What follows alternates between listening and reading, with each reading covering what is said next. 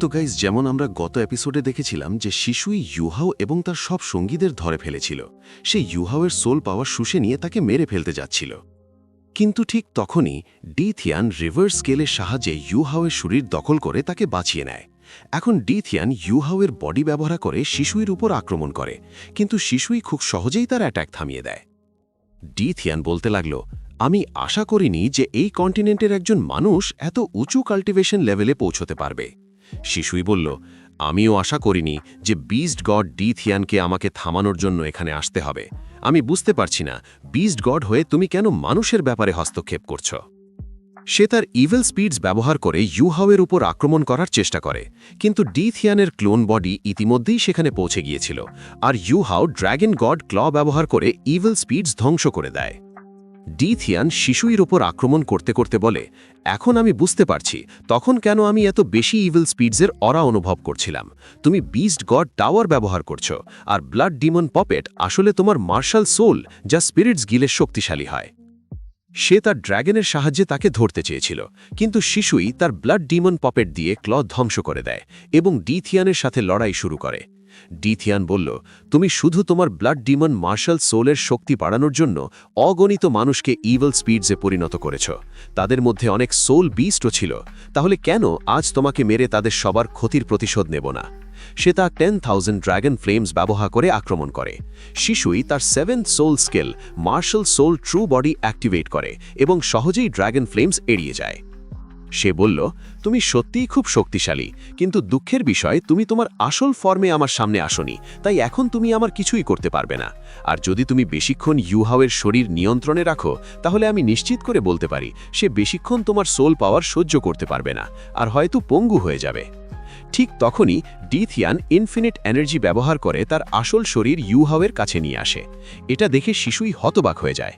সে বলে, আমি বিশ্বাস করতে পারছি না যে তুমি শুধু তোমার ফিজিক্যাল বডি এখানে আনার জন্য ইনফিনিট এনার্জি ব্যবহার করেছ। রাগে সে ডেথ গড টাওয়ার অ্যাক্টিভেট করে আক্রমণ শুরু করে, কিন্তু ডিথিয়ান তার ড্র্যাগন এম্পারার অ্যানাহিলেশন রোর ব্যবহার করে সব ইভিল স্পিডস ধ্বংস করে দেয়। ডেথ গড টাওয়ারও তার কিছুই করতে পারছিল না। এটা দেখে ডিটিয়ান হালকা হাসল। শিশুইও বুঝতে পারল যে এই মুহূর্তে সে ডিটিএনের সাথে লড়ার মতো শক্তিশালী নয়, তাই সে চুপচাপ ডেথগড টাওয়ার নিয়ে সেখান থেকে চলে যায়।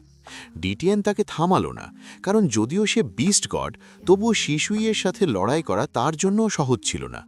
সে ইউয়াওকে বলল, আমি আশা করিনি তুমি এত শক্তিশালী আর বিপজ্জনক শত্রুকে বিভ্রান্ত করতে পারবে। যদি আমি আমার আসল শরীর এখানে না আনতাম, তাহলে আমার ক্লোন বডি দিয়ে শিশুইয়ের মতো শত্রুকে হারানো সম্ভব হতো না। ইউয়াও বলল, আপনি মানুষ আর সোলবিস্টের মধ্যে ভালো সম্পর্ক করতে চান, কিন্তু যদি সানমুন এম্পায়ার এই যুদ্ধে জিতে যায়, তাহলে তারা সোলবিস্টদের শুধু রিসার্চের জন্য ব্যবহার করবে। তাদের বেঁচে থাকা বা মারা যাওয়া নিয়ে তাদের কোনো চিন্তা থাকবে না। আমি শুধু তাদের থামানোর জন্যই এসব করছি। ডিটিএন বলল, তুমি সানমুন এম্পায়ারকে থামাতে চাও, সেটা ঠিক, কিন্তু তোমার এত শক্তিশালী শত্রুর সামনে যাওয়া উচিত নয়।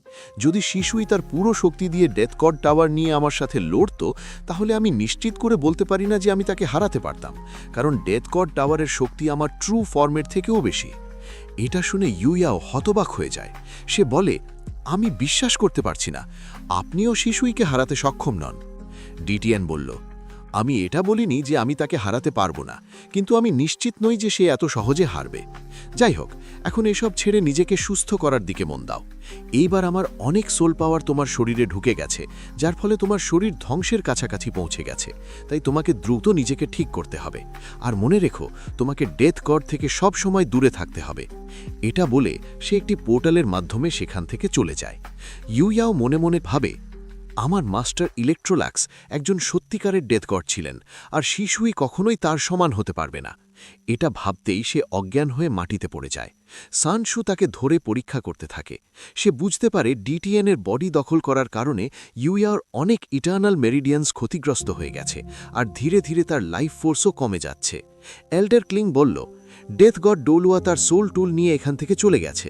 যদি আমরা সানমুন এম্পায়ারের সোল টুল মাস্টার্সদের এখান থেকে তাড়াতে পারি, তাহলে আমরা মিড ডং মাউন্টেন রেঞ্জ আবার দখল করতে পারব।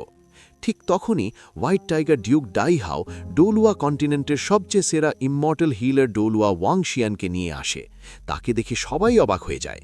ডাইহাও বলল, ইউইয়াও আমাদের স্টারলু এম্পায়ারকে বাঁচানোর জন্য বহুবার নিজের জীবন ঝুঁকিতে ফেলেছে, তাই যাই হোক না কেন আপনাকে তাকে বাঁচাতেই হবে। ওয়াংশিয়ান তার সোল পাওয়ার ইউইয়াওয়ের শরীরে প্রবেশ করিয়ে তাকে পরীক্ষা করতে থাকে। সানশু সানশিতাইকে ওয়াংশিয়ান সম্পর্কে জিজ্ঞেস করে। সে বলে, ওয়াংশিয়ান শুধু ডৌলো কন্টিনেন্টেই নয়, পুরো সোল মাস্টার ওয়ার্ল্ডের সেরা ইমমর্টাল হিলার, আর সে স্টারলো এম্পায়ারের ইম্পিরিয়াল হিলিং হলের ডেপুটি মাস্টারও। যদি কারো শ্বাস চলতে থাকে, সে যতই মারাত্মকভাবে আহত হোক না কেন, ইমমর্টাল হিলার তাকে সুস্থ করতে পারে। ওয়াংশিয়ান বলল, ইউইয়াওয়ের অবস্থা খুবই সংকটজনক। প্রায় তার সব মেরিডিয়ান্স ক্ষতিগ্রস্ত হয়েছে, আর তার অভ্যন্তরীণ অঙ্গগুলোও মারাত্মকভাবে আহত। তবে তার শরীরে একটি পিওর লাইফ সোর্স আছে, যা ধীরে ধীরে তাকে সুস্থ করছে। যদি আমি জোর করে তাকে ঠিক করার চেষ্টা করি, তাহলে তার অবস্থা আরও খারাপ হতে পারে। আমি শুধু কিছু এক্সটার্নাল ফোর্স দিয়ে তার সুস্থ হওয়ার গতি বাড়াতে পারি। সে তার healing angel martial soul activate করে, আর মুহূর্তেই সে তরুণী ও অত্যন্ত সুন্দর হয়ে ওঠে। সে ইউইয়াওয়ের শরীরে এক্সটার্নাল ফোর্স প্রবেশ করায়, যার ফলে সে দ্রুত সুস্থ শুরু করে, আর তার বাহ্যিক ক্ষত পুরোপুরি সেরে যায়। ইউইয়াওয়ের শরীরে থাকা লাইফ গার্ডিয়ান নাইফ ওয়াংশিয়ানকে কিছু লাইফ ফোর্স প্রদান করে, যার ফলে সে 96 লেভেলে ব্রেক থ্রু করে হাইপার ডৌলো হওয়ার সুযোগ পায়। এতে সে ভীষণ খুশি হয়ে ওঠে। শাসে ইউইয়াওকে আর্মি ক্যাম্পে নিয়ে আসে যাতে বিশ্রাম নিয়ে সে সুস্থ হতে পারে। ইয়েগুই ইউইয়াওয়ের যত্ন নেওয়ার জন্য তার ঘরেই থেকে যায়। এদিকে সে গভীর চিন্তায় ডুবে যায়। পরের দিন ওয়াংশিয়ান ইউইয়াওকে চেক করতে আসে। এখন তার অবস্থার অনেক উন্নতি হয়েছে, কিন্তু এখনও জ্ঞান ফেরেনি। ওয়াংশিয়ান ইয়েগুইকে বলে, তুমি ইউইয়াওয়ের খুব ভালোভাবে যত্ন নিয়েছ, যার ফলে তার অবস্থার অনেক উন্নতি হয়েছে।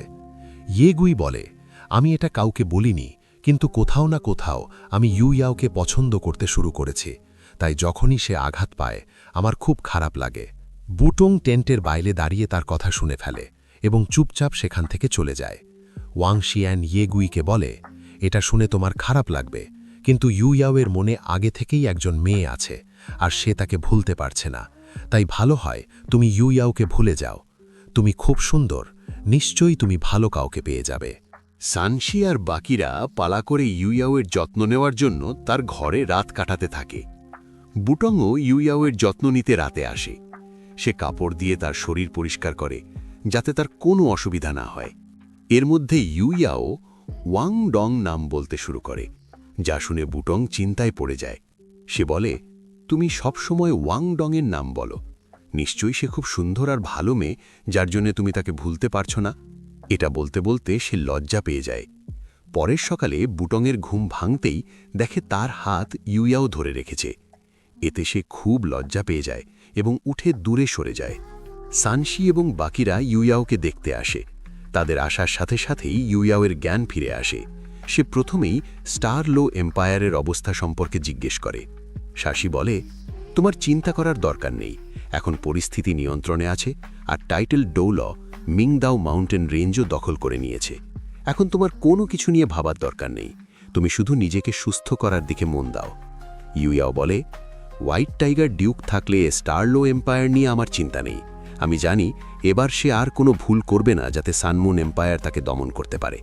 কিন্তু আমি ভয় পাচ্ছি, যদি সানমুন এম্পায়ার সত্যিই পুরো হেভেনলি সোল এম্পায়ার দখল করে নেয়, তাহলে স্ট্রেক একাডেমি বড় বিপদে পড়বে, আর আমাদের তাদের মোকাবিলা করতে অনেক সমস্যা হবে। তাই যত দ্রুত সম্ভব আমাদের স্ট্রেক একাডেমিতে ফিরে গিয়ে সবাইকে সতর্ক করতে হবে। শাসি বলে, তুমি ঠিক বলছো। আমি ইতিমধ্যেই সি গড প্যাভিলিয়ানে ডেথ গড টাওয়ারের সব গুরুত্বপূর্ণ তথ্যও পাঠিয়ে দিয়েছি, যাতে এল্ডার শুয়ান এবং বাকিরা প্রস্তুতি নিতে পারে। এখন শুধু তোমার সুস্থ হওয়ার অপেক্ষা। সবাই সেখান থেকে চলে যেতে থাকে, আর ইউইয়াও বুটংকে ধন্যবাদ জানায়। এতে সে লজ্জা পেয়ে বলে, তোমার ধন্যবাদ বলার দরকার নেই, শুধু পরের বার নিজেকে এত বড় বিপদে ফেলো না যাতে কেউ তোমাকে বাঁচাতেই না পারে। সে টেন্টের বাইরে গিয়ে ভাবতে থাকে, প্রতিবার ইউইয়াওয়ের সাথে কথা বললে আমার কি হয়?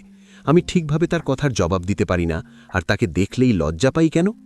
ইউইয়াও মনে মনে ভাবে, এই মুহূর্তে ডৌলো কন্টিনেন্টের অবস্থা খুব খারাপ। চারদিকে শক্তিশালী শত্রু ঘুরে বেড়াচ্ছে। আমাকেও দ্রুত শক্তিশালী হতে হবে, না হলে আমি টিকতে পারব না। যদি আমি ডিতিয়ানের মতো নিজের শরীরে সোল পাওয়ারকে স্বাধীনভাবে নিয়ন্ত্রণ করতে পারতাম, তাহলে আমার শক্তি বাড়ত। কিন্তু ডিতিয়ানের পাওয়ার আমার থেকে একেবারেই আলাদা।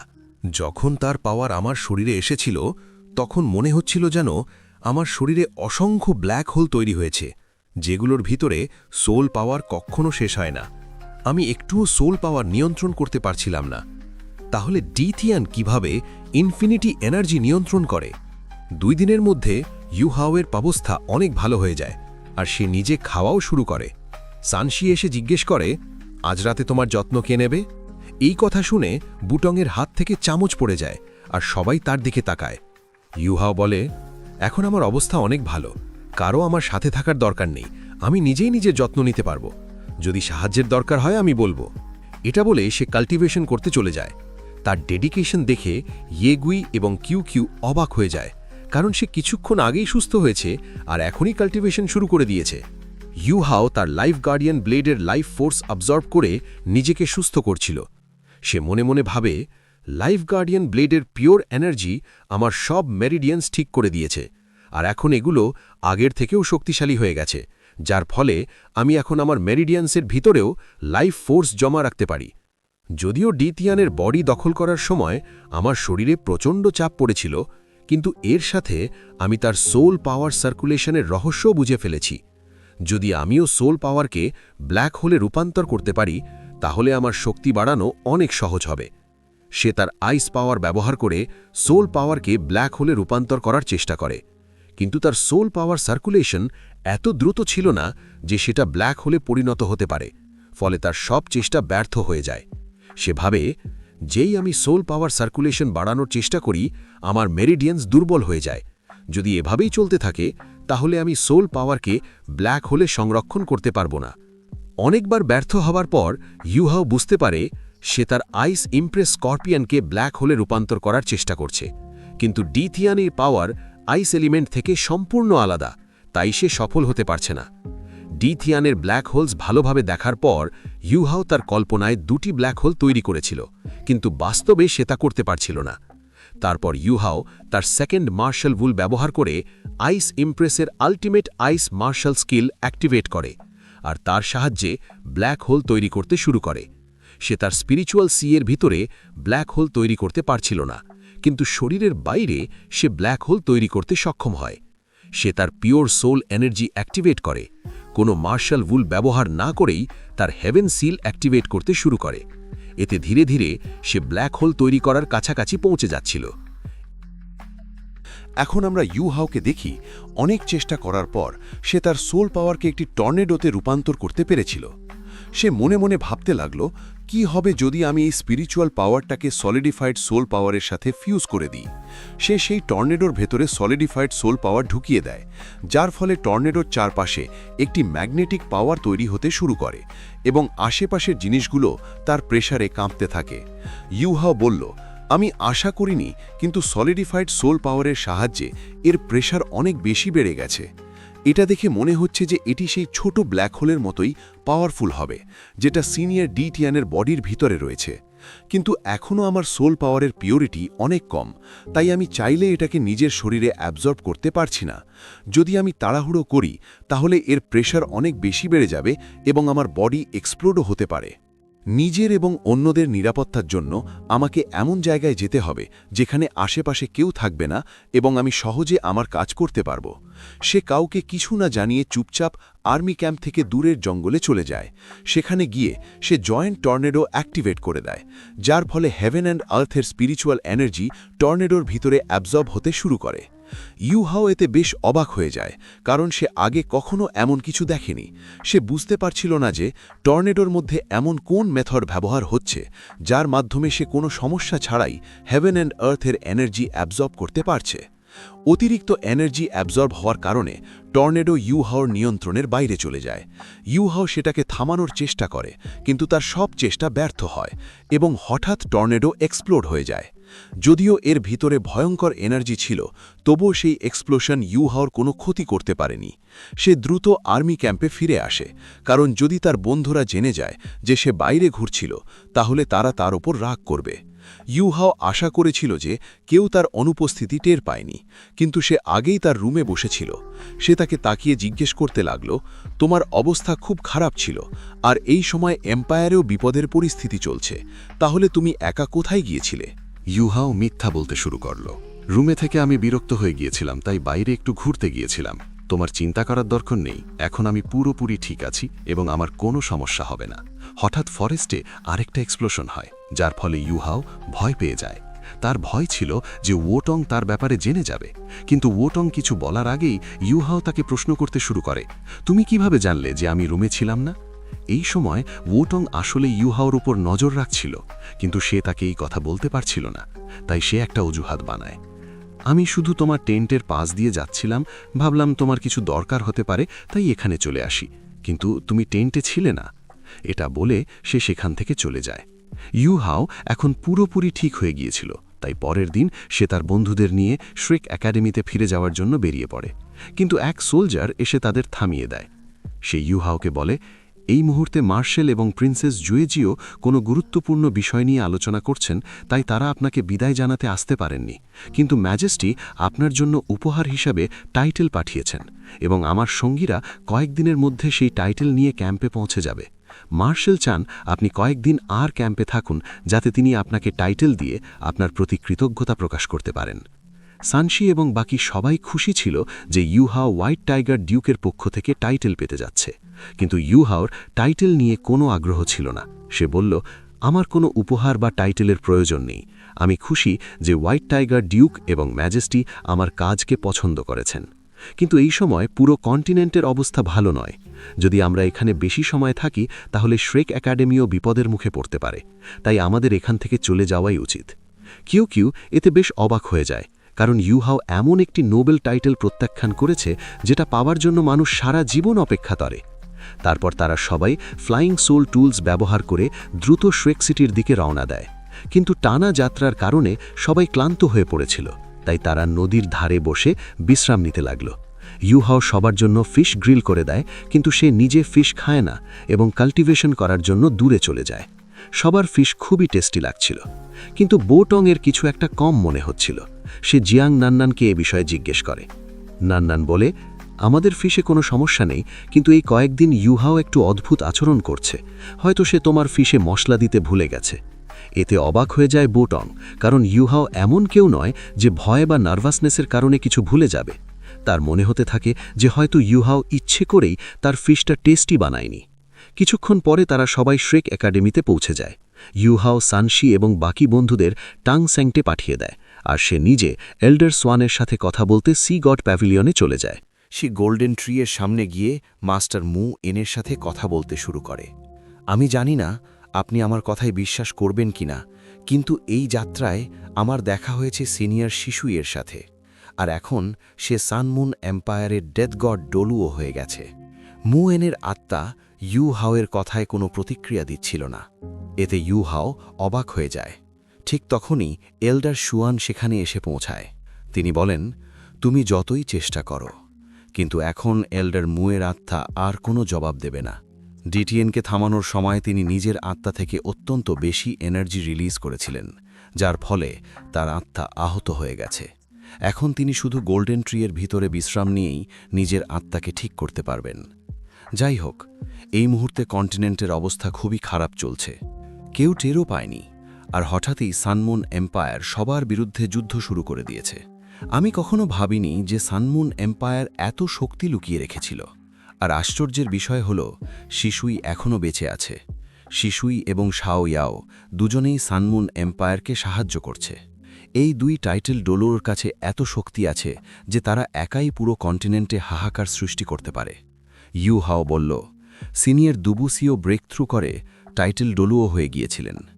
আমাদের কাছে একজন টাইটেল ডোলুও আছে, আর যদি আমরা আরেকজন ডোলুওকে যুক্ত করতে পারি তাহলে হয়তো সানমুন এম্পায়ারকে থামানো যাবে। এল্ডার সুহান বললেন, যদিও দুবুসি টাইটেল ডোলুও হয়ে গিয়েছিলেন, কিন্তু সানমুন এম্পায়ারের আকস্মিক আক্রমণে তার সোল কোর ড্যামেজ হয়ে যায়, যার কারণে তার সোল পাওয়ার আবার 98 লেভেলে নেমে গেছে। সানমুন এম্পায়ারকে থামানোর চেষ্টায় বডি সেক্টের প্রায় পুরো ইয়াং জেনারেশন মারা গেছে, আর সম্ভবত লাং টিয়ানো সেই নিহত শিক্ষার্থীদের মধ্যে ছিল। ড্যামেজ সোল কোর নিয়ে দুবুসি শিশুই এবং শাও ইয়াওয়ের বিরুদ্ধে লড়তে পারবে না। সানমুন এম্পায়ার চতুরতার সাথে আক্রমণ করে হেভেনলি সোল এম্পায়ারকে দুর্বল করে দিয়েছে। আমার মনে হয় না এখন তারা লড়াই করার অবস্থায় আছে। ইউ হাও বলল, যদি সানমুন এম্পায়ার এভাবেই অন্য এম্পায়ারগুলো দখল করতে থাকে তাহলে পুরো ডলুও কন্টিনেন্ট বিপদের মধ্যে পড়ে যাবে। আমাদের দ্রুত অন্য সেক্টগুলোকে একত্রিত করে একটি যৌথ বাহিনী তৈরি করতে হবে। এল্ডার শুয়ান বললেন, আমি সব সেক্টের সাথে কথা বলেছি।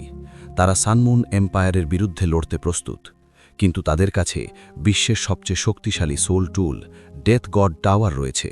যতক্ষণ সেটা আছে আমরা তাদের কিছুই করতে পারব না। ইউহা বলল, আমি এই বিষয়েই আপনাকে কিছু জিজ্ঞেস করতে চাই।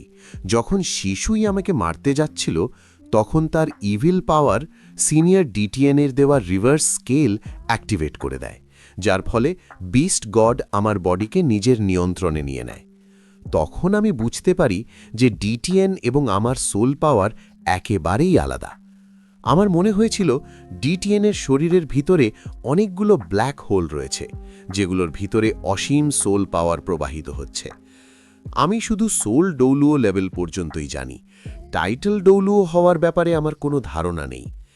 ডিটিএনের সোল পাওয়ার কি টাইটেল ডৌলুওদের থেকে আলাদা? কারণ শিশুই এবং ডিটিএন দুজনেই টাইটেল ডৌলুও। তবুও আমার মনে হয় যদি শিশুই তার ডেথ গড টাওয়ার ব্যবহার না করে তাহলে ডিটিএন তাকে খুব সহজেই হারাতে পারবে। এল্ডার শুয়ান বললেন, আমি আশা করিনি তুমি এই লেভেল পর্যন্ত পৌঁছে যাবে। তুমি ঠিকই ভাবছ। যখন কোনো সোল মাস্টারের সোল পাওয়ার কাল্টিভেশন টাইটেল ডৌলুও লেভেলে পৌঁছায় তখন তাদের শরীরে প্রবাহিত সোল পাওয়ার লিকুইড ফর্ম থেকে সলিড ফর্মে রূপান্তরিত হয়, আর এই প্রক্রিয়া সম্পূর্ণ হওয়ার পরই ব্রেক থ্রুয়ের সুযোগ আসে। অনেক সোল মাস্টারের জন্য এই ব্রেক থ্রু পার হওয়া অত্যন্ত কঠিন, তাই তারা টাইটেল ডৌলুও লেভেলে পৌঁছাতে পারে না। ইউহাও জিজ্ঞেস করল, এত দূর পৌঁছানোর পরও বেশিরভাগ সোল মাস্টার কেন ব্রেক থ্রু করতে পারে না? এল্ডার শুয়ান উত্তর দিলেন, শুরু থেকেই প্রতিটি সোল মাস্টারের সোল পাওয়ার লিকুইড ফর্মে থাকে, কিন্তু সলিডিফিকেশন সম্পূর্ণ হওয়ার পর শরীরের সব সোল পাওয়ার সলিড ফর্ম ধারণ করে, যার ফলে সেটাকে শরীরের মধ্যে এদিক সেদিক ঘোরানো প্রায় অসম্ভব হয়ে যায়। এই কারণেই খুব কম সোল মাস্টার ব্রেক থ্রু করতে পারে। কিন্তু সোল পাওয়ারের সলিডিফিকেশনই টাইটেল ডৌলুও হওয়ার ভিত্তি, কারণ সলিডিফাইড সোল পাওয়ার শরীরের ভিতরে থাকা সোল কোরকে স্থির করে দেয়। সোল কোর হল আমাদের শরীরের সেই উৎস যা সবসময় সক্রিয় থেকে সোল পাওয়ার প্রডিউস করে, যাতে সোল মাস্টার নিজের সোল লেভেল বাড়াতে পারে। ইউহাও বলল, তাহলে সেই ব্ল্যাক হোলগুলোই কি ডিটিএনের সোল কোর, যার কারণে তার শক্তি এত বেশি? এল্ডার শুয়ান বললেন, ব্ল্যাক হোল ডিটিএনের সোল কোর নয়, বরং বিস্ট গডের কাছে 2টি সোল কোর রয়েছে। সেগুলোর কারণেই তার শক্তি এত বেড়েছে। সেই নিজের সোল পাওয়ারকে এক প্রকার ডিজাস্টারের মতো ব্যবহার করে, যার ফলে তার সোল পাওয়ার ক্রমাগত বাড়তে থাকে। আমি শুধু অল্প সময়ের জন্য এমন সোল পাওয়ার ব্ল্যাক হোল তৈরি করতে পারি, কিন্তু ডিটিএন সেগুলো সব সময় অ্যাক্টিভ রাখতে পারে।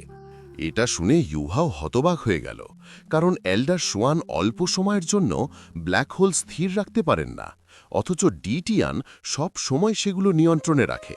এল্ডার শুয়ান বললেন, ডিটিয়ানের কাছে 2টি সোল কোর রয়েছে, তাই সে ব্ল্যাক হোলগুলোকে নিয়ন্ত্রণে রাখতে পারে।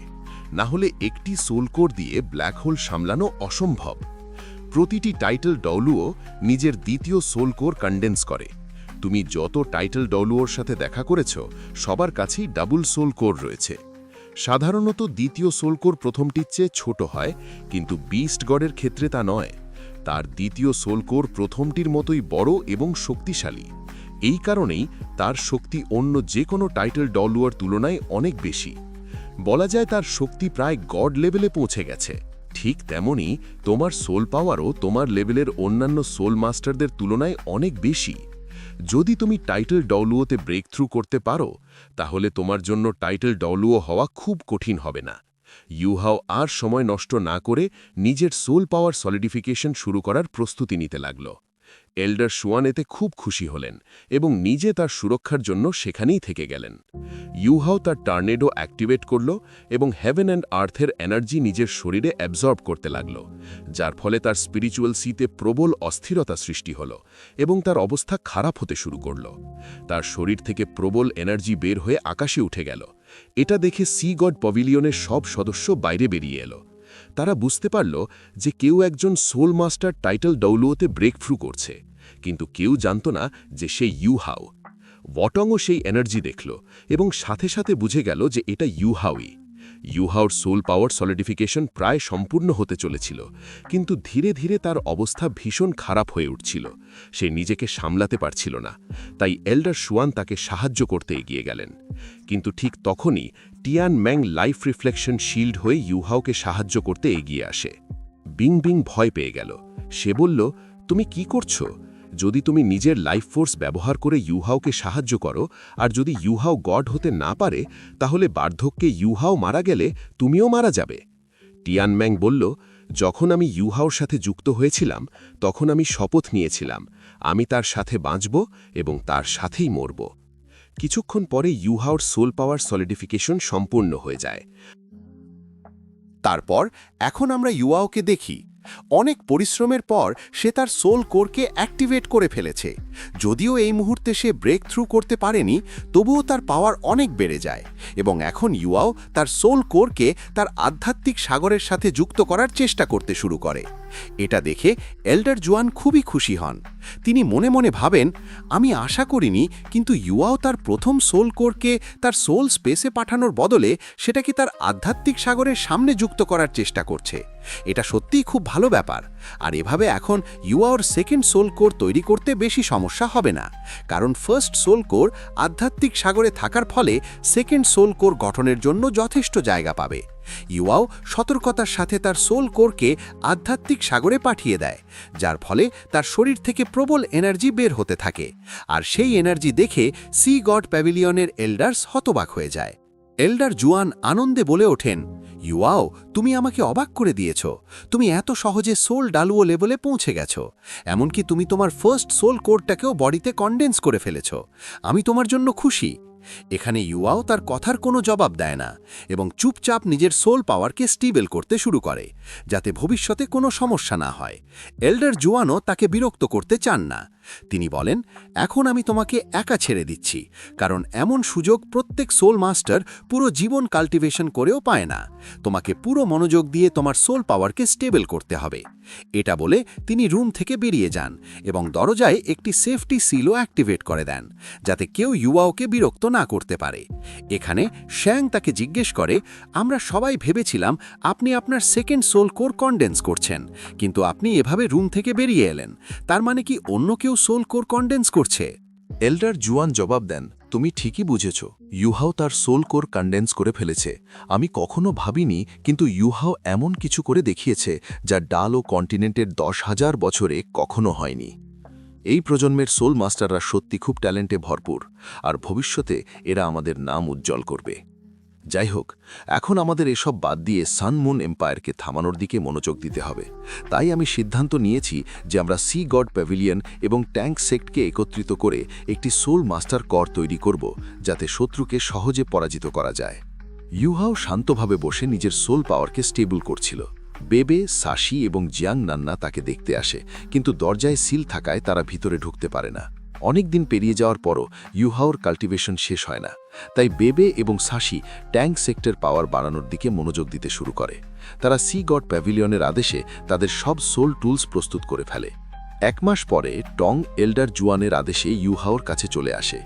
এল্ডার জুয়ান তাকে সেফটি সিল পার হওয়ার মেথড দিয়েছিলেন, যার মাধ্যমে সে কোনো সমস্যা ছাড়াই রুমের ভিতরে ঢুকে পড়ে। কিন্তু হঠাৎ তার মার্শাল সোল নিজে থেকেই অ্যাক্টিভেট হয়ে যায় এবং তাকে ইউহাওর কাছে নিয়ে যায়। কাল্টিভেশন করার সময়ও ইউহাও টংয়ের মধ্যে ওয়াং ডংকে দেখতে পাচ্ছিল, কিন্তু চোখ খোলার সাথে সাথেই তার মুড খারাপ হয়ে যায়, কারণ সামনে ওয়াং ডং নয়, টং দাঁড়িয়েছিল। টং বলে, আমাকে এল্ডার জুয়ান তোমাকে জাগাতে পাঠিয়েছেন। তিনি চান তুমি ট্যাঙ্ক সেক্টে গিয়ে একটা কাজ সম্পন্ন করো। ইউহাওর সোল পাওয়ার স্টেবল হয়ে গিয়েছিল, তাই সে সঙ্গে সঙ্গে ট্যাঙ্ক সেক্টে চলে যায়। তাকে দেখে বেবে এবং সাশি খুব খুশি হয়। ইউহাও জিজ্ঞেস করে, এখানে আসলে কি হচ্ছে? একাডেমি কেন ট্যাঙ্ক সেক্টে এত মেটেরিয়ালস পাঠিয়েছে। বেবে বলে, এল্ডার জুয়ান সি গড প্যাভিলিয়নের এল্ডার্সদের সাথে আলোচনা করে সিদ্ধান্ত নিয়েছেন যে তারা সান মুন এম্পায়ারের মোকাবিলা করার জন্য সোল মাস্টার কর তৈরি করবেন এবং মোট 3টি সোল মাস্টার কর বানানোর সিদ্ধান্ত হয়েছে। ইউহাও মনে মনে ভাবতে থাকে, যদি আমরা 3টি সোল মাস্টার কর বানাই আর প্রতিটিতে কমপক্ষে 500 সোল মাস্টার থাকে, তাহলে আমরা সান মুন এম্পায়ারকে থামাতে পারব। কিন্তু একসাথে এত সোল মাস্টারকে জড়ো করে কর বানানো এত সহজ হবে না। বেবে বলে, সবাইয়ের মতামত নিয়ে আমরা প্রথম করের নাম দিয়েছি ট্যাঙ্ক সেক্ট সোল মাস্টার কর, যেখানে ট্যাঙ্ক সেক্টের 200 স্টুডেন্টস থাকবে এবং তাদের কাছে অ্যাডভান্স লেভেলের সোল টুলসও থাকবে। এই 200 স্টুডেন্টসের দলকে সিনিয়র জিয়াং এবং সিনিয়র চিয়ান নিজে লিড করবেন, আর এল্ডার জুয়ান সি গড প্যাভিলিয়নের 10 ডালো ওদের সাথে মিলে সবার দেখভাল করবেন। ইউয়াও এটা শুনে অবাক হয়ে যায়। সে বলে, এমনকি সানমুন এম্পায়ারের সবচেয়ে শক্তিশালী রয়্যাল সোল মাস্টার কর্পেও 200 অ্যাডভান্স সোল টুল মাস্টার্স এবং 10 জন ডাউলও নেই। আমাদের Tang sect soul master corps সত্যিই খুব শক্তিশালী, কিন্তু আমি বুঝতে পারছি না আমরা একসাথে এত সোল টুলস কোথা থেকে আনব। বেবে বলে, তোমার চিন্তা করার দরকার নেই। সোল মাস্টার কর্পের বেশিরভাগ সোল মাস্টারের কাছে হ্যান্ড সোল টুলস থাকবে, যেগুলো দিয়ে তারা নর্মাল সোলজার্সদের মোকাবিলা করতে পারবে। আর বাকি সোল টুলসের সাহায্যে আমরা প্রাথমিক অ্যাটাকে ফোকাস করব, যাতে দ্রুত শত্রুদের দুর্বল করা যায়। ইউয়াও এই আইডিয়াটা খুব পছন্দ করে এবং সে বাকি 2টি সোল মাস্টার কর্প সম্পর্কে জিজ্ঞেস করতে শুরু করে। বেবি বলতে থাকে যে দ্বিতীয় কর্পের নাম রাখা হয়েছে heavy artillery soul master corps, যেখানে সোল টুল মাস্টার্সদের কাছে ট্যাঙ্ক সেক্টর সবচেয়ে অ্যাডভান্সড অর্থাৎ ডিভাইন ক্রসবো ক্যাননস থাকবে। এরপর সে জানায়, সেই হিসেবে আমরা টরেন্ট সোল মেন্টার কর্প তৈরি করেছি, যেখানে 300রও বেশি সোল মাস্টার্স থাকবে এবং তাদের সবার কাছে অল টেরেন সোল টুল থাকবে, যাতে তারা যুদ্ধে আহত সোল মাস্টার্সদের নিরাপদ স্থানে নিয়ে যেতে পারে। ইউয়াও বলে, আমার 3টে সোল মাস্টার কর্পই খুব পছন্দ হয়েছে, কিন্তু আমার মনে হয় না আমরা ট্যাঙ্ক সেক্টর কাছে থাকা রেয়ার মেটেরিয়ালস দিয়ে এতগুলো সোল টুলসকে পাওয়ার দিতে পারবো। যদিও আমরা সানমুন এম্পায়ার থেকে রেয়ার মেটেরিয়ালস চুরি করেছিলাম, তবুও এখনও আমাদের হাই গ্রেড মেটেরিয়ালস দরকার হবে। বেবে বলে, তোমার চিন্তা করার দরকার নেই। আমরা গত 1 মাস ধরে এই বিষয়টা নিয়ে ভাবছিলাম, আর অনেক সমস্যার পর আমরা এর একটা সমাধান পেয়ে গেছি। সে ইউয়াওকে কিউ এর সাথে হেভেনলি সোল এম্পায়ারের ড্র্যাগন সিটিতে পাঠিয়ে দেয়। কিউ বলে, আমাদের ড্র্যাগন সিটি নর্থের কারণে এখানে টেম্পারেচার খুব কম, আর আমরা একটা সিক্রেট কেভের খোঁজ পেয়েছি। আমার পুরো বিশ্বাস যে ওই কেভের ভেতরে অবশ্যই হাই গ্রেড মেটেরিয়ালস থাকবে। এখন তুমি ভাবতে পারো, ড্র্যাগন সিটিতে হেভেনলি ড্র্যাগন সেক্ট আর আর্থ ড্র্যাগন সেক্টের মতো বড় বড় অর্গানাইজেশন থাকা সত্ত্বেও আমরা ওই মেটেরিয়ালস পাইনি কেন? তো আমি তোমাকে বলি, ওই জায়গার টেম্পারেচার এত কম যে কোনো নর্মাল সোল মাস্টার সেখানে যেতে পারে না। আর এই সময় আমার মামো শ্রেক সিটিতে নিজের কাল্টিভেশন বাড়ানোর দিকে মন দিচ্ছে। আমরা যখন সিক্রেট কেভে যাওয়ার কথা ভাবছিলাম, তখনই সানমুন এম্পায়ার হেভেনলি সোল এম্পায়ারে আক্রমণ করে, যার ফলে আমরা কিছুই করতে পারিনি। এখন আমাদের সানমুন এম্পায়ারের সিক্রেট কেভে পৌঁছানোর আগেই সব মেটেরিয়ালস চুরি করতে হবে। কিছুক্ষণ পর তারা ড্র্যাগন সিটিতে পৌঁছে যায়, কিন্তু চারদিকে সানমুন এম্পায়ারের গার্ডস ছিল, আর তারা সার্চিং সোল টুলসও বসিয়েছিল। ইউহাও তার স্পিরিচুয়াল পাওয়ার দিয়ে সার্চিং সোল টুলগুলো নষ্ট করে দেয় এবং পাহারা দিচ্ছিল এমন 2 গার্ডসকে ধরে অচেতন করে ফেলে। টেন্টে বসে থাকা গার্ডসরা সোল টুল নষ্ট হওয়ার খবর পায়, কিন্তু তারা ভাবে এটা অতিরিক্ত ঠান্ডার কারণে হয়েছে, তাই তারা বেশি গুরুত্ব দেয় না। কাছাকাছি থাকা গার্ডসরাও ভাবে ওই 2 গার্ডস বিশ্রাম নিতে টেন্টে গেছে, আর তারাও সেখান থেকে সরে যায়। সুযোগের সুবিধা নিয়ে ইউহাও আর কিউ গার্ডসদের পোশাক পরে ড্র্যাগন সিটির ভিতরে ঢুকে পড়ে। সেখানে কিউ মাউন্টেন পাইথন সেক্টের লিডার আর 2 জন স্টুডেন্টসকে দেখতে পায়, যারা ড্র্যাগন সিটির লোকদের বিরক্ত করছিল। এটা দেখে কিউ খুব রেগে যায়, কিন্তু সানমুন এম্পায়ারের গার্ডস থাকার কারণে সে কিছু করতে পারে না। ড্র্যাগন সিটির লোকাল সেক্ট হল মাউন্টেন পাইথন সেক্ট, আর তারা হেভেনলি ড্র্যাগন সেক্ট ও আর্থ ড্র্যাগন সেক্টের মেম্বার্সদের খুব ঘৃণা করত। এমনকি তারা কয়েকবার 2 সেক্টের ওপর আক্রমণ করার চেষ্টাও করেছিল, কিন্তু প্রতিবারই তারা হেরে যায়। এরপর কিউ ইউহাওকে বলে, সিটির অবস্থা দেখে তোমার মনে নাও হতে পারে যে সানমুন এম্পায়ার এখানে আক্রমণ করেছিল, কারণ হেভেনলি ড্র্যাগন সেক্টের লিডার ড্র্যাগন ডৌলো তাদের সব অ্যাটাক ব্যর্থ করে দিয়েছিলেন, কিন্তু সিটি বাঁচাতে গিয়ে তিনি নিজেই মারা যান। হেভেনলি ড্র্যাগন সিটির মেম্বার্সদের আর কোনো উপায় ছিল না, তাই তাদের সারেন্ডার করতে হয়। আমার মম আর আর্থ ড্র্যাগন সিটির সব মেম্বার্স আগেই শ্রেক সিটিতে চলে গিয়েছিল, যার কারণে আমরা হেভেনলি ড্র্যাগন সিটিকে সাহায্য করতে পারিনি। কিছুক্ষণ পর সেখানে একজন লোক আসে, আর সিনিয়র গার্ডস তার উপর খুব নজর রাখছিল, তাই ইউহাও ইনভিজিবল হয়ে তাদের ওপর নজর রাখতে থাকে। সে জানতে পারে কোনো মার্শালের আদেশে ওই লোক ড্র্যাগন সিটির মানুষদের খাবার আর জিনিসপত্র দিচ্ছিল। ইউহাও তাদের কৌশল বুঝে যায়, কিন্তু সে বুঝতে পারে না লোকটা কোন মার্শালের কথা বলছে। সে কিউ এর কাছে গিয়ে বলে, একজন চতুর রাজা মানুষদের বোকা বানাতে এই ধরনের কৌশল ব্যবহার করে। 1000 বছর আগে রাজারা প্রথমে অন্য সিটি আক্রমণ করে পুরনো রাজাকে মেরে ফেলত, তারপর ধীরে ধীরে মানুষের বিশ্বাস জিতে নিত, যাতে মানুষ ভাবে নতুন রাজা ভালো এবং তারা বিরুদ্ধে যাওয়া বন্ধ করে দেয়। তিয়ান রেনো একই কৌশল ব্যবহার করে ড্র্যাগন সিটির মানুষদের নিজের দিকে টানতে চায়, তাই তাদের খাবার আর জিনিস দেওয়া হচ্ছে। কিউ এটা শুনে খুব অবাক হয়, কারণ সে এত গভীরভাবে কখনো ভাবেনি, আর ইউহাও শুধু লড়াইই নয়, ওয়ার স্ট্র্যাটেজিস সম্পর্কেও অনেক কিছু জানত। এরপর ইউয়াওর সাথে কিউ সিক্রেট কেভের দিকে এগোতে থাকে, কিন্তু মাউন্টেন পাইথন সেক্টর মেম্বার্স তাদের পিছু নিচ্ছিল, আর ইউয়াও সেটা বুঝতে পারে। তবুও সে কিউকে কিছু বলে না। যখন তারা আক্রমণ করে, ইউয়াও সেখান থেকে সরে যায়। মাউন্টেন পাইথন সেক্টর লিডার কিউকে বলে, আমি অনেক দিন ধরে তোমাকে খুঁজছিলাম, আর অবশেষে তুমি আমার সামনে এসেছ। আজ যাই হোক না কেন, আমি তোমাকে মেরে আমার প্রতিশোধ নেব। এক স্টুডেন্ট বলে, যদি আমরা আর্থ ড্র্যাগন সেক্টর ইয়াং প্রিন্সেসকে মেরে খেলি, তাহলে আমি নিশ্চিত সানমুন এম্পায়ারের শাসনে আমাদের মাউন্টেন পাইথন সেক্ট ড্র্যাগন সিটির প্রধান সেক্ট হয়ে যাবে। এটা শুনে কিউ খুব রেগে যায়। সে বলে, হেভেনলি ড্র্যাগন সেক্ট ড্র্যাগন সিটিকে বাঁচানোর জন্য সানমুন এম্পায়ারের সাথে ভয়ঙ্কর যুদ্ধ করেছে, আর এখন তুমি তাদের সাহায্যে সিটি দখল করার কথা ভাবছ। কিছুই হোক, আমি এটা কখনো হতে দেব না। লিডার বলে, আমি নিশ্চিত নাশি তার পুরো ক্ল্যান নিয়ে আগেই সানমুন এম্পায়ারের সামনে সারেন্ডার করে দিয়েছে, তাই সে সিটি বাঁচাতে আসেনি। এখন তুমি একা আমাদের কি করতে পারবে? তারপর তিনজনই তাদের mountain python martial souls activate করে তার উপর আক্রমণ করতে শুরু করে। কিউও তার আর্থ ড্র্যাগন ব্যবহার করে তাদের মোকাবিলা করতে থাকে। ইউয়াও চুপচাপ বসে তাকে লড়তে দেখছিল। এতে কিউ রেগে যায়। সে বলে, তুমি উপরে বসে কি করছো? তাড়াতাড়ি এসে এই বোকাদের মারতে আমাকে সাহায্য করো। শুরুতে ইউয়াও তাকে সাহায্য করে না, কিন্তু যখন লিডার তার উপর প্রাধান্য পেতে থাকে, তখন ইউয়াও কিউর চারপাশে একটি স্পিরিচুয়াল ফরমেশন অ্যাক্টিভেট করে এবং তাকে গাইড করতে থাকে। ইউয়াওর গাইডেন্সে কিউ শত্রুদের সব আক্রমণ দেখতে পারছিল এবং সে তাদের মারতে মারতে তাদের অবস্থা খারাপ করে দেয়। কিউ মাউন্টেন পাইথন সেক্টর লিডারকে মেরে ফেলে।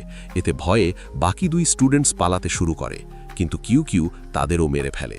এরপর ইউয়াও কিউকে নিয়ে সামনে এগিয়ে যায়। এর সাথেই এই এপিসোড এখানেই শেষ হয়।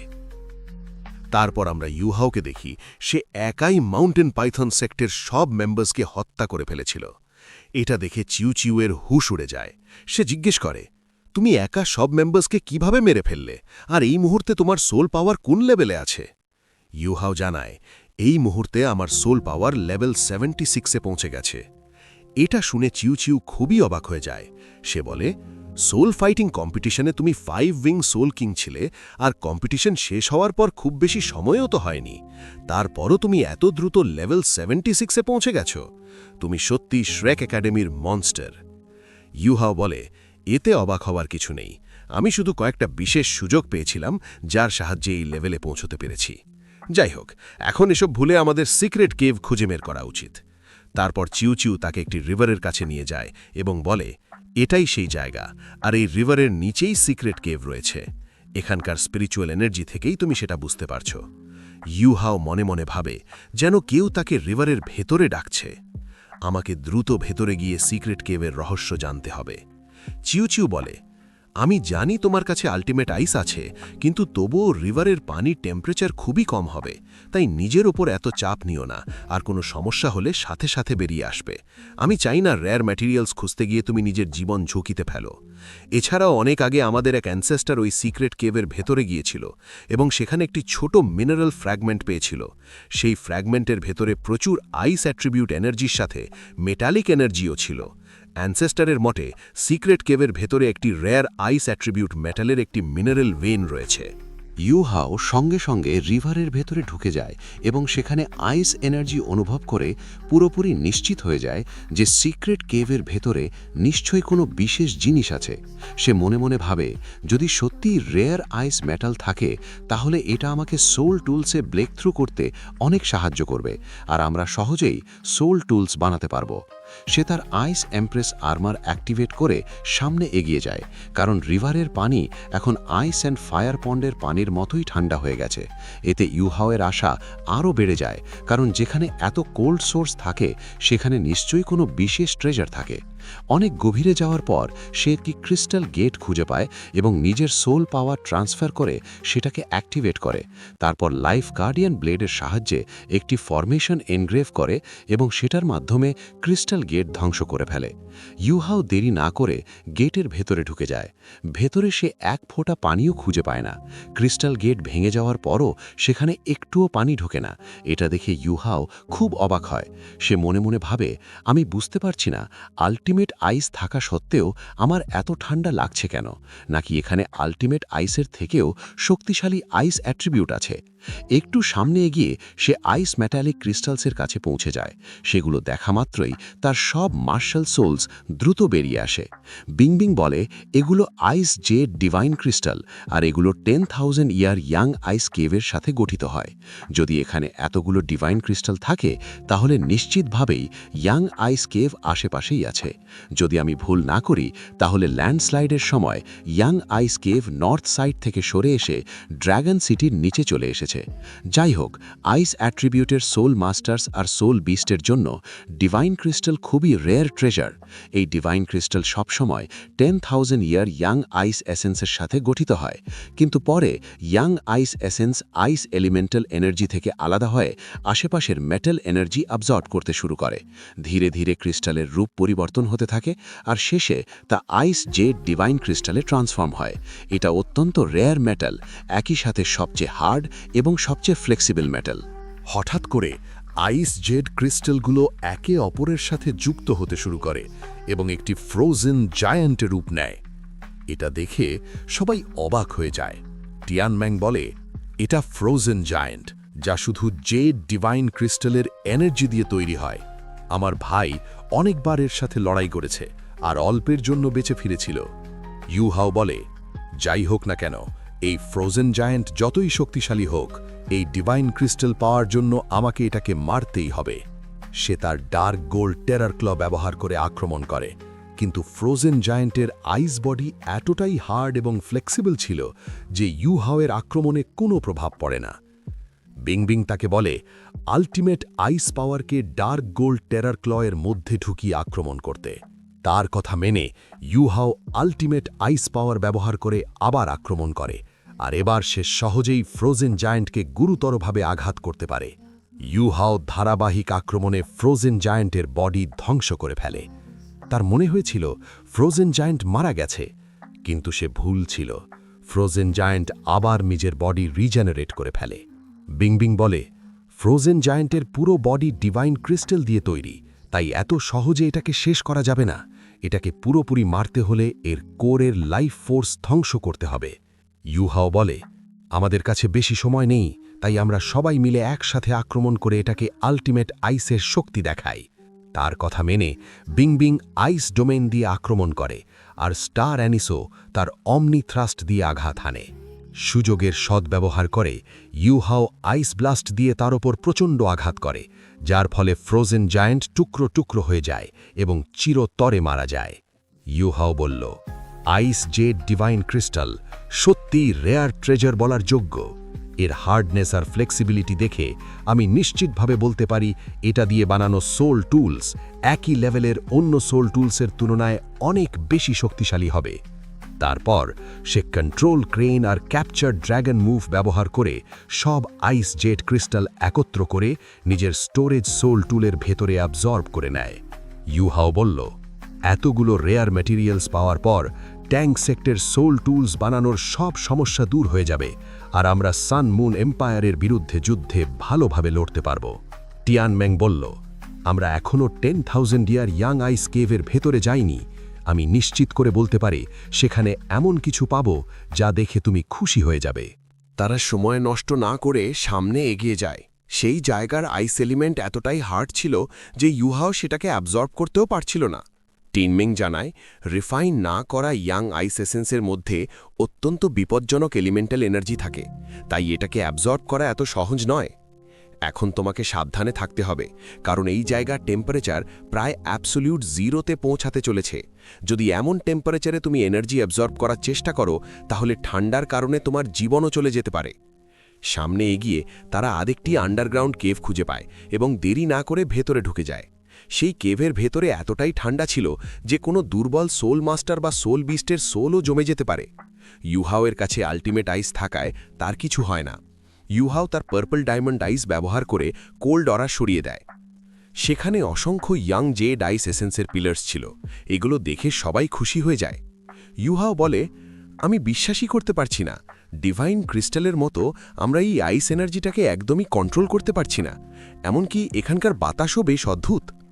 ইউহাও একটি পিলার ছুঁয়ে ইয়াং জেড আইস এসেন্স অ্যাবজর্ব করতে চেয়েছিল, কিন্তু কোনো কারণে সে পিলারটাকে ছুঁতেও পারছিল না। সে জিজ্ঞেস করে, এটা কি হচ্ছে? আমি কেন ইয়াং আইস এসেন্স থেকে আইস এলিমেন্টাল এনার্জি অ্যাবজর্ব করতে পারছি না? বিং বলে, এই জায়গাটা এতটাই সীমাবদ্ধ যে এখানে থাকা কোল্ড এনার্জি নষ্ট হতে পারে না, বরং ধীরে ধীরে আরও শক্তিশালী হয়ে উঠছে। এখানকার লো টেম্পারেচার আমাদের স্বাভাবিক প্রকৃতির সম্পূর্ণ বিপরীত। এই মুহূর্তে এখানে টেম্পারেচার অ্যাবসোলিউট জিরোর মাত্র 5 ডিগ্রি ওপরে, যা আল্টিমেট আইসের থেকেও অনেক কম। তাই তুমি চাইলেও আইস এলিমেন্টাল এনার্জি অ্যাবজর্ব করতে পারবে না। ইউহাও এটা শুনে খুব অবাক হয়। সে বলে, আমি সবসময় ভাবতাম আল্টিমেট আইসের চেয়ে কম টেম্পারেচার আর কিছু হতে পারে না, কিন্তু তুমি বলছো আল্টিমেট আইস আসলে অ্যাবসোলিউট জিরো নয়। বিং ব্যাখ্যা করে, যখন টেম্পারেচার -10 ডিগ্রিজের নিচে নামে তখন তাকে আল্টিমেট আইস রিয়ালম ধরা হয়, কিন্তু এত কম টেম্পারেচার হলেও আল্টিমেট আইস আর অ্যাবসোলিউট জিরোর মধ্যে বিশাল পার্থক্য আছে, যা আমাদের মতো সোল বিস্ট আর সাধারণ সোল মাস্টার কখনোই অর্জন করতে পারে না। অ্যাবসোলিউট জিরোর নিচে টেম্পারেচার যাওয়া সম্ভব নয়, আর শুধু একজন গডই এই শক্তি অর্জন করতে পারে। তারপর টিনমেং, স্নো এমপ্রেস আর স্টার অ্যানিজ প্রথমে ইয়াং আইস এসেন্স অ্যাবজর্ব করবে। এতে ধীরে ধীরে আইস এলিমেন্টাল এনার্জির টেম্পারেচার কমে আসবে। তারপর ইউহাও এসেন্স অ্যাবজর্ব করতে পারবে। ইউহাও এতে রাজি হয়ে যায় এবং তাদের অ্যাবজর্ব করার অনুমতি দেয়। বিং বলে, যদি তোমাদের কোনো সমস্যা না থাকে তাহলে আমি ইয়াং আইস এসেন্সের অর্ধেক অংশ অ্যাবসর্ব করতে চাই। এটা শুনে সবাই অবাক হয়ে যায়। তারা বুঝতে পারছিল না কেন বিং অর্ধেক এসেন্স অ্যাবসর্ব করতে চায়। টিয়ানম্যাং বলে, তুমি কি অর্ধেক এসেন্স অ্যাবজর্ব করে নিজের ফিজিক্যাল বডি সম্পূর্ণভাবে রিফাইন করতে চাও, যাতে ইউহাওয়ের স্পিরিচুয়াল সি থেকে বেরিয়ে যেতে পারো? বিং বলে, তোমার বয়স 10 লাখ বছরেরও বেশি হয়ে গেছে, তবুও তুমি এখনও বিষয়গুলো ঠিকভাবে বুঝতে পারো না। তুমি হয়তো ভুলে যাচ্ছ ইউহাওয়ের সোল স্পিরিটসের মধ্যে শুধু আমার কাছেই আল্টিমেট আইস আছে। যদি আমি ইয়াং আইস এসেন্সের বড় অংশ অ্যাবজর্ব করি, তাহলে আমি আল্টিমেট আইসের সাহায্যে এর আইস এলিমেন্টাল এনার্জিকে আমার অরিজিন পাওয়ার হিসেবে সংরক্ষণ করতে পারব, যাতে ইউহাও যখন তার সেকেন্ড সোল কোর তৈরি করার চেষ্টা করবে তখন আমি আমার অরিজিন পাওয়ার ব্যবহার করে তাকে সাহায্য করতে পারি। আমরা সবাই জানি টিয়ানম্যাংয়ের 1 মিলিয়ন ইয়ার্স কাল্টিভেশনের সাহায্যে ইউহাও অন্য সোল মাস্টার্সের আগে তার ফার্স্ট সোল কোর জাগিয়ে তুলেছিল, কিন্তু এখন তার সেকেন্ড সোল কোর তৈরি করতে অনেক সমস্যা হবে, আর তখন ইয়াং আইস এসেন্সের এনার্জি তাকে সাহায্য করবে। টিয়ানম্যাং বলে, আমাকে ক্ষমা করো, আমি তোমাকে ভুল বুঝেছিলাম। বিং উত্তর দেয়, তুমি কিভাবে ভাবলে যে আমি তোমাদের ছেড়ে চলে যাব? বিশেষ করে এখন আমি তোমাকে ছেড়ে যেতে পারি না, কারণ নিয়ান লাভ ভ্যালিতে আমি শপথ নিয়েছিলাম যে আমি সব সময় তোমার সাথে থাকব। এটা শুনে টিয়ানমেং খুব খুশি হয়, কারণ সে সবসময় বিংকে ভালোবাসত এবং তাকে নিজের পার্টনার বানাতে চাইত। অবশেষে তাদের সম্পর্ক নতুন পথে এগিয়ে যায়। বিং ইউহাওকে বলে, এখন আমরা একে একে এসেন্স অ্যাবজর্ব করব, আর শেষে তুমি অ্যাবজর্ব করবে। কিন্তু মনে রেখো, তুমি বেশি এসেন্স অ্যাবজর্ব করতে পারবে না, না হলে তুমি টিয়ানম্যাংয়ের মতো 1000 বছরের জন্য গভীর ঘুমে চলে যাবে। আর যদি তুমি ঘুমিয়ে পড়ো, তাহলে শ্রেক একাডেমি সহ ডৌলো কন্টিনেন্ট সানমুন এম্পায়ারের দখলে চলে যাবে। এটা বলে সে ইয়াং আইস এসেন্স অ্যাবজর্ব করা শুরু করে। ইউহাও মনে মনে ভাবে, বিংয়ের কনশাসনেস ইয়াং আইস এসেন্সের বিপজ্জনক এনার্জির সাথে পুরোপুরি মিশে গেছে, যার ফলে সে খুব সহজেই পিওর আইস এনার্জি অ্যাবজর্ব করে একটি নতুন লাইফ ফর্ম তৈরি করতে পারছে। দেখতে দেখতে বিং মোট 900টি পিলারের এসেন্স অ্যাবজর্ভ করে ফেলে, যার ফলে তার পাওয়ার অনেক বেড়ে যায়। টিয়ানমেং মাত্র 3টি পিলারের এসেন্স অ্যাবজর্ভ করে, কারণ তার কাছে আগেই প্রচুর পিওর আইস এনার্জি ছিল, আর স্টার অ্যানিসও এসেন্স অ্যাবজর্ভ করে। শেষে স্নো এমপ্রেস এসেন্স অ্যাবজর্ভ করতে শুরু করে এবং সে বিংবিংয়ের থেকেও দ্রুত অ্যাবজর্ভ করছিল। অল্প সময়ের মধ্যেই সেই 13টি পিলারের এসেন্স অ্যাবজর্ভ করে ফেলে, যা দেখে ইউহাও অবাক হয়ে যায়। ইয়ং আইস এসেন্সের কারণে স্নো এমপ্রেসের মেমোরি সিল খুলে যায় এবং তার পুরনো স্মৃতিগুলো ফিরে আসে, আর সে নিজের আসল রূপ ধারণ করে। সে রাগে ইউহাওয়ের দিকে এগিয়ে যায়। বিংবিং ভেবেছিল স্নো এমপ্রেস তাকে আক্রমণ করবে, কিন্তু সে আক্রমণ না করে ইউহাওকে পিতাজি বলে ডাকে। এতে ইউহাও লজ্জা পায়। সে বলে, এখন তোমার আমাকে পাপা বলার দরকার নেই। স্নো এমপ্রেস বলে, যখন আমি মারা যাচ্ছিলাম তখন তুমি নিজের জীবন ঝুঁকিতে ফেলে আমাকে বাঁচিয়েছিলে এবং আমাকে নতুন জীবন দিয়েছিলে। আমাদের মধ্যে রক্তের সম্পর্ক রয়েছে, আর আমি কখনোই তোমার এই উপকার শোধ করতে পারবো না। কিন্তু আমি শপথ করছি, আমি সবসময় তোমার পাশে দাঁড়িয়ে সুপ্রিম লেভেল সোল মাস্টার্সদের মোকাবিলা করব। তুমি গড হতে পারো বা না পারো, আমি কখনো তোমাকে ছেড়ে যাব না এবং শেষ নিঃশ্বাস পর্যন্ত তোমার সাথে থাকব। এটা শুনে বিংবিং হতবাক হয়ে যায়, কারণ কোনো সোল বিস্টের জন্য একজন মানুষের জন্য এত বড় ত্যাগ করা খুবই বড় ব্যাপার। স্নো এমপ্রেস ইউহাওকে বলে, যখন তোমার সোল পাওয়ার 8 রিংসে পৌঁছবে তখন তুমি এক্সট্রিম নর্থে যাবে। সেখানে কাল্টিভেশন করলে তোমার ব্রেক থ্রু করতে কোনো সমস্যা হবে না। তারপর সে নিজের পাওয়ার দিয়ে ডিতিয়ানের রিভার্স স্কেল অ্যাক্টিভেট করে এবং বলে, তুমি বিস্ট গড হলেও সবাই তোমাকে ভয় পায়, কিন্তু আমি তোমাকে একটুও ভয় পাই না। এটা বলে সে ডিতিয়ানের প্রেজেন্স সম্পূর্ণ মুছে দেয়। এটা দেখে ইউহাও হতভাগ হয়ে যায়। সে মনে মনে ভাবে, আগে আমি স্নো এমপ্রেসের শক্তি ঠিকভাবে বুঝতে পারিনি, কিন্তু এখন বুঝতে পারছি 3 আর্কটিক কিংসের লিডার কতটা শক্তিশালী। এরপর আমরা দেখি সানমুন এম্পায়ারের phoenix soul to legion dragon সিটিতে এসে পৌঁছায়, আর সেটা দেখে সবাই অবাক হয়ে যায়। কেউই বুঝতে পারছিল না হঠাৎ করে এত বড় একটা আর্মি শহরে কেন চলে এসেছে। একজন মহিলা বলল, যদি আমি ভুল না হয়ে থাকি তাহলে ফিনিক্স লিজিয়ন হল সানমুন এম্পায়ারের 5 প্রোটেক্টেড লিজিয়ন্সের মধ্যে একটি। এতগুলো সোল মাস্টার্স এখানে এসেছে, নিশ্চয়ই কোনো বিশেষ কারণ আছে। এদিকে কিউ ও ফিনিক্স লিজিয়নের ব্যাপারে জানতে পেরে ভয় পেয়ে যায়, কারণ অনেক সময় পেরিয়ে যাওয়ার পরেও জুবাও পন্ড থেকে বাইরে বের হয়নি। এদিকে পন্ডের ভিতরে স্নো এম্পারেস জুবাওকে একটি নতুন টেকনিক শেখাচ্ছিল। সে বলল, এখন আমি তোমাকে আইস কন্ট্রোল করা শেখাবো। তুমি জানো ওয়াটারকে আইস এবং স্নো এর ফাউন্ডেশন ধরা হয়, আর ওয়াটারই সব কিছুর উৎস। এমনকি ওয়াটার ছাড়া জীবনও সম্ভব নয়। এখান থেকেই তুমি বুঝতে পারো ওয়াটারের শক্তি কতটা বিশাল। ধীরে ধীরে জুবাও বুঝতে শুরু করল যে সত্যিই ওয়াটার ছাড়া এই পৃথিবীতে কোনো জীবন সম্ভব নয়। স্নো এম্পারেস বলল, যদি আইস এবং স্নো তাদের ফর্ম ধরে রাখার দিকে মনোযোগ না দেয় তাহলে তাদের অরিজিন অর্থাৎ আসল রূপও ওয়াটারই। আইস আর স্নো শুধু ভিন্ন টেম্পারেচারের কারণে তাদের রূপ পরিবর্তন করে, কিন্তু তাদের আসল সত্য ওয়াটারের মধ্যেই লুকিয়ে আছে। তাই যদি তুমি আইস কন্ট্রোল করতে চাও তাহলে তোমাকে টেম্পারেচার কন্ট্রোল করা শিখতে হবে। যখন তুমি টেম্পারেচার নিয়ন্ত্রণের রহস্য আর ওয়াটারের গুণাবলী বুঝে ফেলবে, তখন তুমি নিজেই আইস এবং স্নো নিয়ন্ত্রণ করার নতুন নতুন উপায় খুঁজে পাবে। এখন আমি তোমাকে আইস কন্ট্রোল করার প্রথম অংশ শেখাবো, যাকে টেম্পারেচার চেঞ্জ বলা হয়। এই কথা বলেই সে তার পাওয়ার ব্যবহার করে আশেপাশের টেম্পারেচার কমিয়ে দিল। ধীরে ধীরে জুবাও শরীরে বরফ জমতে শুরু করল। এতে জুবাও বেশ অবাক হয়ে গেল, কারণ আল্টিমেট আইস থাকা সত্ত্বেও স্নো এম্পারেস এত সহজে তার শরীর ঠান্ডা করে ফেলল।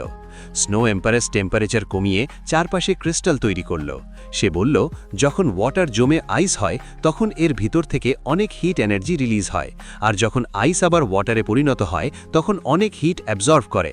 এই কারণেই যখন তুমি আইস ধরো তখন সঙ্গে সঙ্গে ঠান্ডা অনুভব করো না, আর যখন বরফ গলে তখন সেটা তোমার শরীরের তাপ বের করে দেয়, যার ফলে ধীরে ধীরে তুমি ঠান্ডা অনুভব করতে শুরু করো। সব কথা শুনে জুবাও অবাক হয়ে গেল। সে বলল, আমি এতদিন ধরে আইস অ্যাট্রিবিউট ব্যবহার করছি, কিন্তু আইস সম্পর্কে এত কিছু কখনো জানতাম না।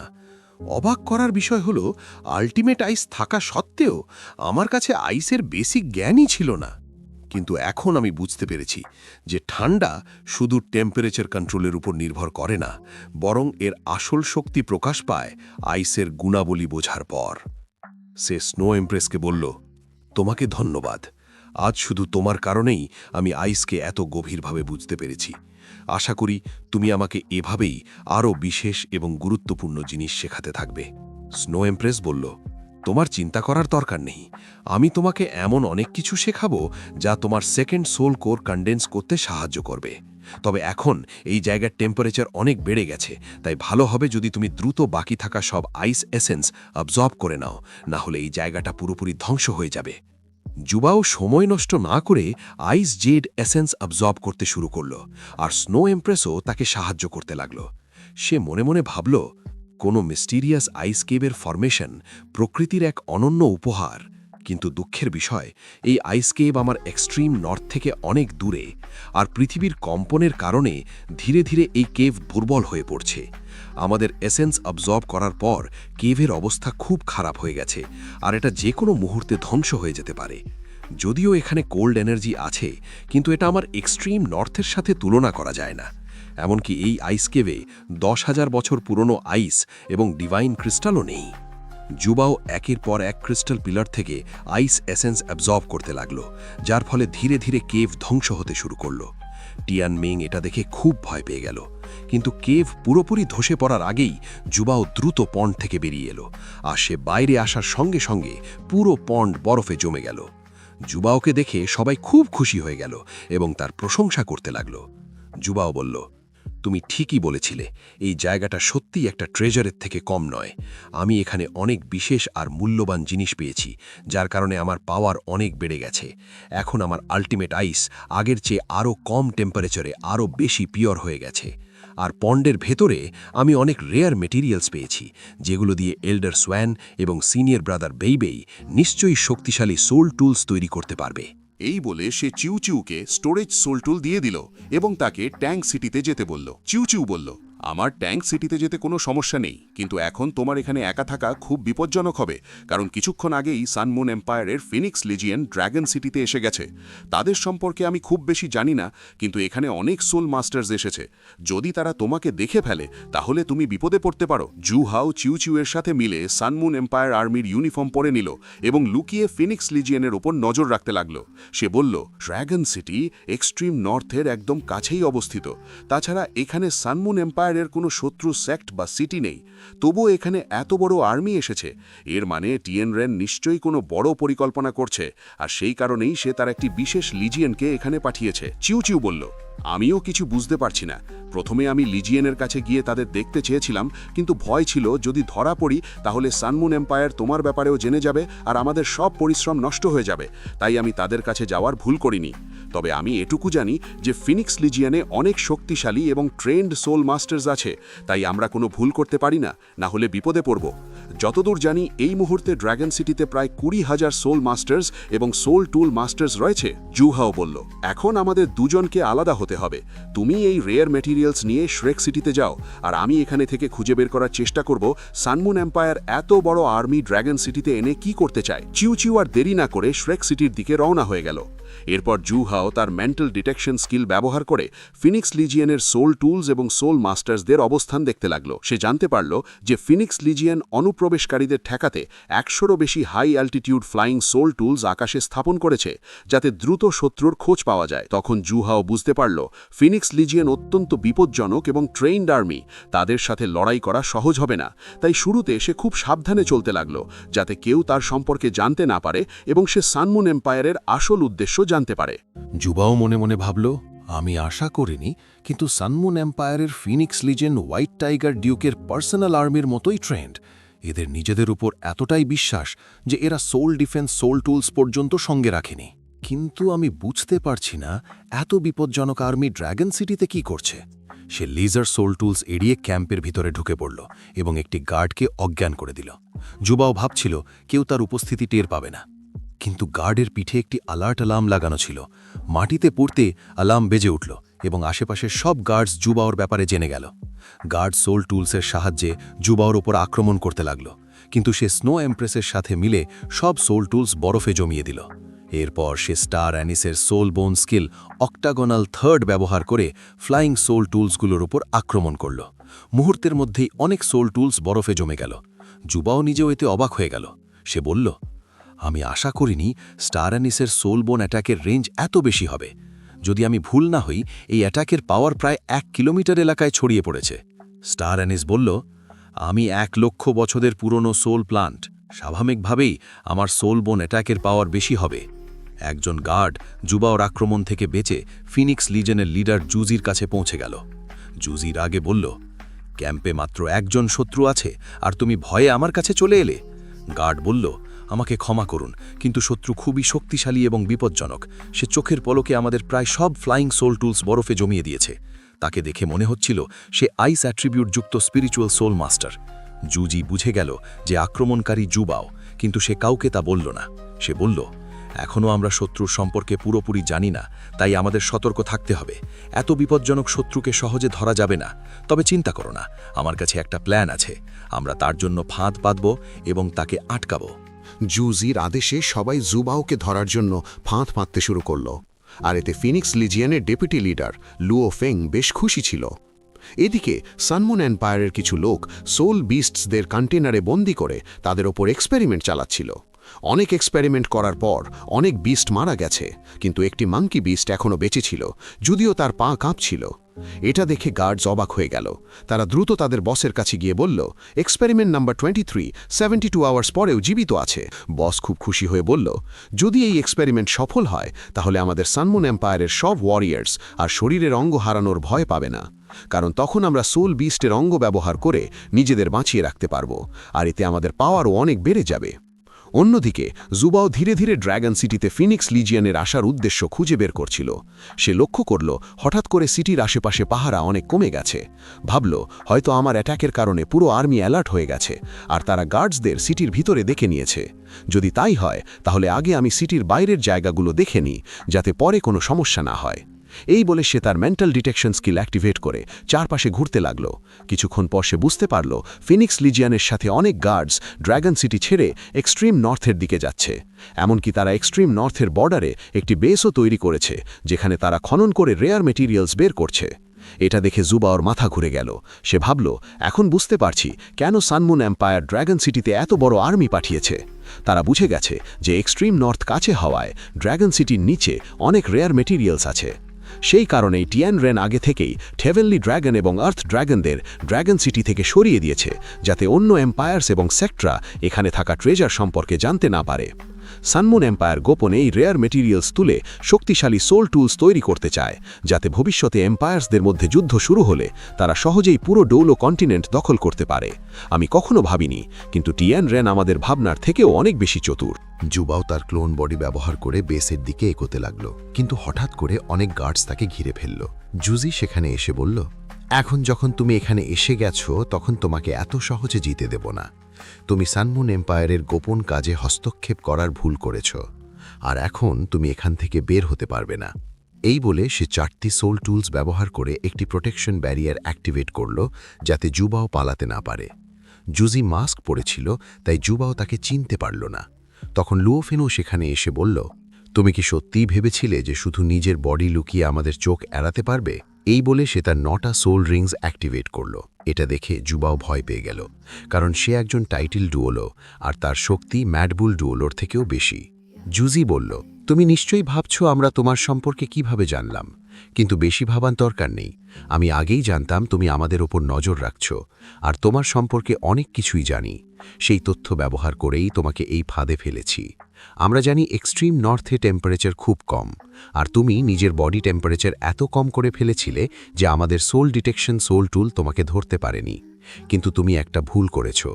যখন তুমি চলাফেরা করো তখন তোমার বডি মুভমেন্টের কারণে বাতাসের ফ্লো বদলে যায়, আর তার ফলে আশেপাশের টেম্পারেচারে সামান্য পরিবর্তন হয়। সেই পরিবর্তন ধরেই আমরা তোমাকে খুঁজে পেয়েছি।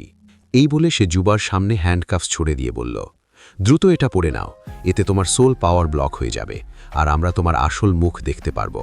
যদি আমাদের কথা মানো তাহলে তোমাকে কথা বলার সুযোগ দেব। জুবাও হার মেনে তার হাত বাড়িয়ে দিল। তখনই জুজি যখন তাকে হ্যান্ডকাফস পরাতে যাচ্ছিল, তখনই জুবাও তার ইমিটেশন স্কিল ব্যবহার করে লুওফেংয়ের রূপ ধারণ করল। জুজি ভুল করে তাকে হ্যান্ডকাফস পরাতে পারল না, আর সবাই হতবাক হয়ে গেল। লুওফেং রেগে গিয়ে জুবাওর উপর আক্রমণ শুরু করল। এখন গার্ডস বুঝতে পারছিল না কে আসল জুবাও আর কে লুওফেং। তারা বুঝতেই পারছিল না কাকে আক্রমণ করবে। জুবাও তাদের বোকা বানিয়ে লুওফেংয়ের উপর আক্রমণ করিয়ে দিল, কিন্তু সে সব আক্রমণ এড়িয়ে গেল এবং তার 9th level soul tool phoenix wing sky soaring activate করল। এর সাথেই এই এপিসোড এখানেই শেষ হয়ে যায়। হে গাইস, তোমরা আমাকে এতটা বেশি ইমোশনাল কিভাবে করো? কাল ভিডিও ছাড়ার পর তোমাদের কমেন্ট দেখে আমার নিজের মধ্যে গিল্ট ফিলিং হচ্ছিল। বারবার এই মনে হচ্ছিল, আমি কি কোনো কিছু ভুল বলে ফেলেছি, কিংবা এমনভাবে বলেছি যেভাবে আমার বলা উচিত হয়নি? তো বন্ধুরা দেখো, আমি অনেক ছোট মানুষ, একদম ইন্ট্রোভার্ট টাইপ। কোথায় কি বলতে হয়, কিভাবে বলতে হয়, আমি সবসময় ঠিকভাবে বুঝতে পারি না। সো প্লিজ আমাকে তোমাদের ছোট ভাই মনে করো। যেহেতু আমি তোমাদের ছোট ভাই, তো একটু আড্ডু ভুল হতেই পারে। আর তোমাদের ছোট ভাই যদি কোনো ভুল করে, তাহলে তোমরা নিশ্চয়ই ক্ষমা করবে। অ্যাকচুয়ালি গাইজ, আমি এত কম সময়ের মধ্যে তোমাদের সাথে এত বেশি অ্যাটাচ হয়ে গেছি যে এখন তোমাদের কমেন্টের স্টাইল দেখেই বুঝতে পারি তোমরা কি মনে করে কমেন্ট করেছো। আমি জানি কাল ভিডিও পাওয়ার পর তোমাদের মধ্যে বেশিরভাগ মানুষেরই মনে হয়েছিল, ভাই ভিডিও ছোট করার কি খুব বেশি প্রয়োজন ছিল, বা এরকম কিছু একটা। ওকে, এইসব বাদ দাও ভাই, আমি এই ভিডিওটা তোমাদের মন খারাপ করার জন্য দেইনি। দেখো ভাই, আমি প্রতিদিন বড় ভিডিও দিতে পারবো না, কিন্তু হ্যাঁ, আমি আমার যথাসাধ্য রেগুলার ভিডিও দেওয়ার চেষ্টা করব। আর যখন আমার হাতে ফ্রি টাইম থাকবে তখন ভিডিও লম্বা করার চেষ্টা করব। সো প্লিজ প্লিজ এবার তো তোমরা খুশি হয়ে যাও। এখন আমি আশা করছি তোমাদের কারো আমার ওপর কোনো রাগ নেই। কি নেই তো? সো ওকে গাইজ, ভিডিও শেষ করার আগে তোমাদের একটা কথা বলে রাখি। তোমরা যারা আমার চ্যানেলে নতুন আছো, তারা আমার সেকেন্ড চ্যানেল থেকে ঘুরে আসতে পারো। সেখানে আরও ভালো ভালো সিরিজ চলতেছে। যেমন আজকে সোয়ার্ড ডোমেন সিরিজটা শেষ হয়ে গেছে। এর আগে আরেকটা সিরিজ কমপ্লিট করা হয়েছে, আর এর সাথে থ্রোন অফ সিল চলতেছে। সো তোমরা সেখান থেকে ঘুরে আসতে পারো। আমি ভিডিওর এন্ড স্ক্রিনে সেই চ্যানেলের ভিডিও দিয়ে রাখব, আর এর সাথে সোমায়া চ্যানেলের ভিডিও দিয়ে রাখব। তোমরা প্লিজ দুটো চ্যানেল থেকেই ঘুরে আসবে। একবার গিয়ে দেখে আসো, তারপর যদি তোমাদের ভালো না লাগে তাহলে এসে আমাকে বলো, ওকে? আর হ্যাঁ, দুটো চ্যানেলের লিঙ্ক ডেসক্রিপশনেও দেওয়া আছে, আর আমি ফার্স্ট কমেন্টেও দিয়ে রাখব। তোমাদের এত ঝামেলা করার প্রয়োজন নেই। ভিডিও শেষ হলে 1 সেকেন্ড একটু ওয়েট করো, ভিডিও চলে আসবে। তোমরা সেখানে একটা ক্লিক করেই চলে যেতে পারবে। আর আমি আজকের জন্য এখানেই শেষ করছি।